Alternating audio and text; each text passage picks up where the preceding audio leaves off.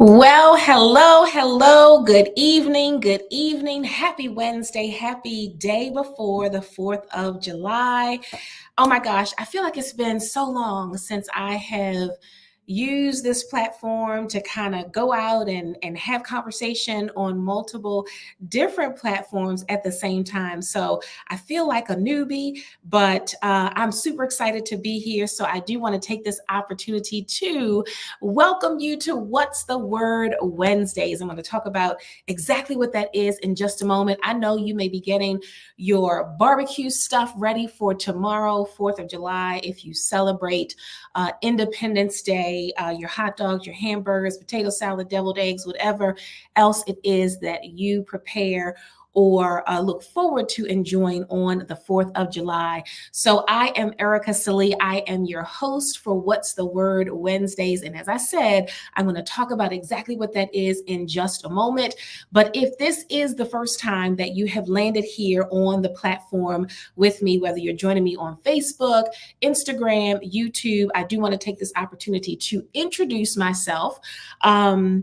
As a speaker, a self-help author, transformation success coach, I am excited when I have the opportunity to help women figure out what stands in the way of their success. And the best part of that is that I get to share strategies to help them move beyond those barriers so that they can create the best versions of themselves.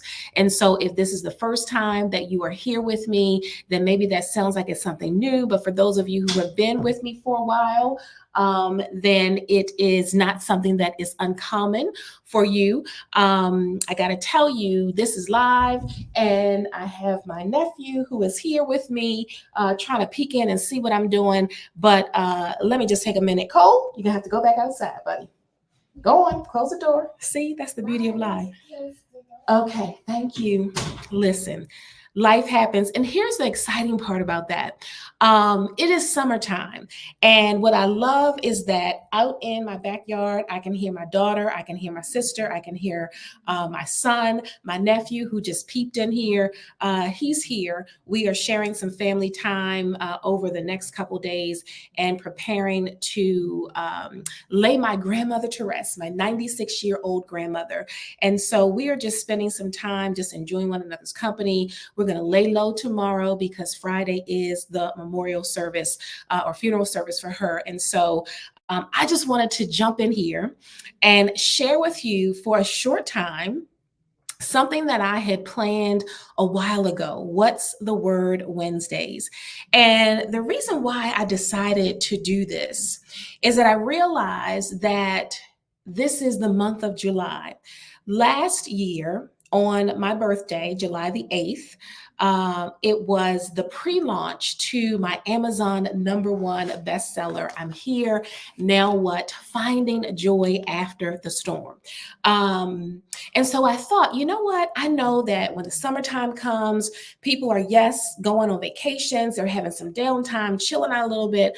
But I also realized that sometimes when we go to the beach or we're just hanging out at home, maybe we're sitting on our deck or curled up on the couch, we're looking for a good book to read. And so when I started thinking about just the image of that, I thought, you know what? Why not have a little bit of fun? Every Wednesday in the month of July, I'm going to be coming to you to share brief readings from the book. And I decided to do it this month for a couple of reasons. Number one, as I said, I am coming up on the anniversary of the pre-launch. And then number two, is probably the one that's near and dear to my heart, which is my birthday month. So as I said, my birthday is July 8th. Last year, we pre-launched on my birthday, but I celebrate my birthday for the entire month of July. And I'm going to explain that in just a bit because that's tonight, What's the Word Wednesday reading. And I'll get to that in just a moment. So I wanted to do something special to celebrate the 1-year anniversary of the launch of the book. So I've got a couple notes here. I'm going to share a few things with you later after we're done with the reading, but I do want to say this. I invite you to join me every Wednesday this month, the month of July. Settle in for just a few moments. I have myself a summer beverage, and I am going to invite you to pour yourself one. If it's a cocktail, if it's a mocktail, if it's a cup of tea, do whatever feels good to you to help you wind down, literally and figuratively wind and wine if you choose to pour yourself a glass, and join me for these readings. So the month of July, every Wednesday, I'm going to come on probably somewhere around 8 o'clock in the evening, Eastern Standard Time. Now, I do want to say this: on next Wednesday, I will be traveling with my girlfriends for our annual beach trip. So I'm not exactly sure what time I'm going to come on, but yes, I do have my reading selected for next Wednesday. So I do encourage you to join me every Wednesday in the month. If you cannot join me live, then these will be available on my social media feeds. Again, whether it's Facebook, I'll post the link to Instagram, and then you can find it on my YouTube page as well. And so the idea is just to come, hear a few words that are written in my Amazon #1 bestseller. And again, you can purchase your copy if you do not already have a copy on Amazon. You can do that today. So, as I said, so this is the month of July. I celebrate my birthday for the entire month. And so the reason why I do that is something that I've written in the book, and that is the reading for tonight. So I'm going to take a moment, and if you already have your copy of the book, then you know exactly, and let me say it this way: if you already have your copy of the book and you've read it, then this passage may sound familiar. And if you don't have your copy of the book, well, I'll say it one more time. You can get your copy today on Amazon. So I am going to be reading from, let's see, what chapter is this? This is chapter 6. And this chapter is called "To Thine Own Self Be True." And this chapter pretty much outlines the idea of self-care and how self-care was an important part of my journey to maintaining my mental, my physical, my spiritual well-being during the time of my divorce. And let me step back for just a moment just to say that for those of you who don't know what the book is about, it really is about my journey to moving through, navigating through separation and divorce, and then finding joy on the other side of that. And of course, there's some highs and lows, some ebbs and some flows, and different things that I talk about in terms of the emotional space that comes along with that. So let me go ahead and begin to read from chapter 6. This is on page 121, starting with the last paragraph. And this will explain why it is that I celebrate my birthday for the entire month. Now, let me say this too. I got to kind of, tee up a few things just so you kind of get some context. So when I say celebrate, sometimes we might think of a celebration as something lavish, something expensive, something extravagant. And while some celebrations do, in fact, include some of those things, one of the things that became important to me was just to find simple ways to celebrate.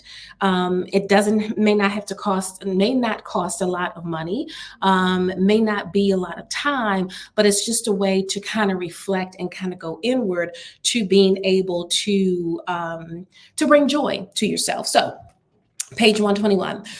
So prior to this paragraph that I'm about to read, I talk about some myths around self-care. Okay. And I talk about those myths in other platforms. I'm not going to go into it too much here, but this paragraph starts after having gone through those myths outlined here in the chapter as well. So I say, once I understood these 3 myths, it was much easier for me to be intentional with celebrating myself on a regular basis. In fact, the month of July became a symbol of personal liberation. My birthday is July 8th, and my anniversary was July 9th.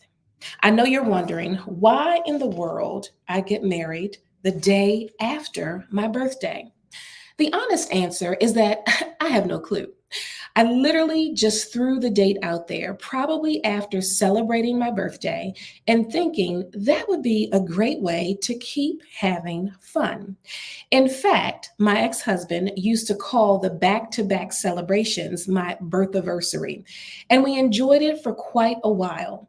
But there came a time when we weren't doing much celebrating, or we'd celebrate my birthday with the kids and ignore the anniversary. It became awkward, really awkward for both of us. It was quite clear that there was no reason to celebrate anymore, so we didn't. I was always grateful when my birthday came because, of course, another year of life is a blessing. However, I can remember how empty, lonely, and sad I felt on the day of our anniversary, knowing there'd be no acknowledgement of it. When that day came, it was as if there were an elephant in the room. By the calendar, it was significant, but saying happy anniversary for formality's sake felt meaningless because it wasn't happy at all. I got tired of feeling this way, and I know my ex husband did too. I decided that I would celebrate myself not just on my birthday, but I would celebrate. Oh, I'm reading this again. I would celebrate myself not just on my birthday, but for the whole month. I'd find something to do every day of the month to celebrate me, whether it was a walk, a dinner with family, or vacation with girlfriends. It became a coping mechanism to help me get through.